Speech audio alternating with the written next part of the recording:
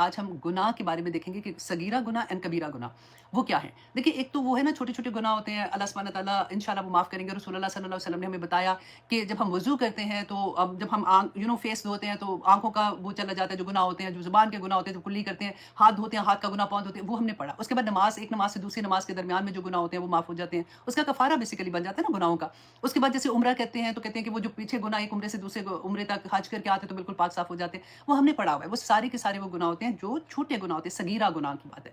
کبیرہ گناہ جو ہوتا ہے نا وہ صرف اللہ سبحانہ تعالیٰ سے توبہ کرنی پڑتی ہے۔ آپ لٹرلی آپ اپنے 2 رکعت نماز نفل پڑھتے ہو، آپ اللہ سبحانہ تعالیٰ سے بات کرتے ہو، آپ کہتے ہو یا پروردگار میں سے یہ گناہ ہوا یا میری زندگی پہلے ایسے تھی، اللہ سبحانہ تعالیٰ مجھے سمجھ آ گئی ہے، اب میں ایسے نہیں کروں گی، اور آپ اس پہ جم جاتے ہو۔ رسول اللہ صلی اللہ علیہ وسلم نے بتایا کہ ایسے جمتے ہو جیسے واپس اس گناہ کو کرنا آپ کے لیے ایسا ہو جیسے آپ کو آگ میں پھینک دیا گیا ہے، تو انشاءاللہ اللہ سبحانہ تعالیٰ وہ گناہ معاف کر دیں گے، ٹھیک ہے۔ یہ 2 گناہ، ایک صغیرہ ایک کبیرہ۔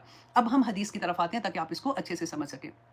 ابو داود کی حدیث ہے کہ ایک کمسن صحابی عبداللہ بن عامر رضی اللہ عنہ بیان کرتے ہیں کہ ایک دن رسول اللہ صلی اللہ علیہ وسلم ہمارے گھر میں تھے، تو میری ماں نے، چھوٹے بچے تھے نا، تو کہتے ہیں کہ میری ماں نے مجھے آواز دی اور کہا کہ ادھر آؤ میں تمہیں کچھ دیتی ہوں، میں نے کچھ یہ لے لو۔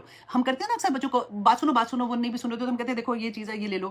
تو کہتے ہیں کہ رسول اللہ صلی اللہ علیہ وسلم نے پوچھا ان سے کہ اگر جیسے اس کو بلا رہے ہو تو تم اس کو کیا دو گی؟ تو اس نے کہتے ہیں میری مدر نے کہا کہ میں اس کو کھجور دوں گی۔ تو رسول اللہ صلی اللہ علیہ وسلم نے فرمایا کہ اگر تم اسے کچھ نہ دیتی، ہوتا ہے نا ہم ایسے کہتے تھے کہ آؤ آؤ ادھر آؤ، اچھا پھر پکڑ کے اس کو کہتے ہیں خبردار اگر تم نے ایسے کیا تو، لیکن رسول اللہ صلی اللہ علیہ وسلم نے فرمایا کہ اگر تم اس کو کچھ نہ دیتی تو یہ بات تمہارے نامہ اعمال میں جھوٹ لکھی جاتی، اور جھوٹ خواہ وہ چھوٹا ہو یا بڑا ہو، رسول اللہ صلی اللہ علیہ وسلم نے فرمایا کہ وہ کبیرہ گناہ قرار پاتا ہے۔ کبیرہ گناہ، چھوٹا جھوٹ یا بڑا جھوٹ۔ اور پھر یاد ہے کہ کبیرہ گناہ کی سزا، رسول اللہ نے فرمایا تھا صلی اللہ علیہ وسلم کہ یاد رکھو کہ کبیرہ گناہ کی سزا سوائے جہنم کے اور کچھ نہیں ہے۔ اللہ اکبر۔ تو ہمیں تو بہت معافی مانگنی پڑے گی نا اللہ سبحانہ تعالیٰ سے، کہ پتہ بھی نہیں چلتا، ہم تو ایسے ہی چھوٹی چھوٹی چیزوں میں ایسے بول دیتے ہیں۔ اب مسلم کی حدیث ہے کہ رسول اللہ صلی اللہ علیہ وسلم نے صحابہ کو بتایا کہ کیا میں تمہیں کبیرہ گناہ میں سے سب سے کبیرہ گناہ کے بھی کبیرہ گناہ، مطلب ان میں بھی جو سب سے بڑے ہیں وہ گناہ نا، 3 گناہ وہ نہ بتاؤں؟ صحابہ نے فرمایا کہ کیوں نہیں یا رسول اللہ؟ تو رسول اللہ صلی اللہ علیہ وسلم نے فرمایا نمبر 1 یہ کہ اللہ کے ساتھ کبھی شرک نہ کرنا۔ الحمدللہ میں کہتی ہوں اللہ سبحانہ تعالیٰ کا احسان ہے کہ ہم مسلمان ہیں اور ہم یہ تو نہیں کرتے، الحمدللہ۔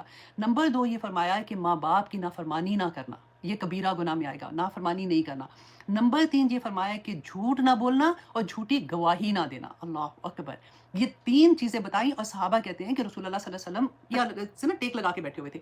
جیسے ہی انہوں نے یہ بولا نا جھوٹ نہ بولنا اور جھوٹی گواہی نہ دینا، تو وہ سیدھے ہو کے بیٹھ گئے، اور اتنی دفعہ انہوں نے بار بار اس کو رپیٹ کرنا شروع کیا کہ ہمارا دل کیا کہ اب وہ چپ ہو جائیں، یعنی چپ ہو جائیں، اور بعض دفعہ کہ اب اور رنجیدہ نہ ہوں، جیسے اتنے وہ پیشن سے وہ ایسے بات کہہ رہے تھے۔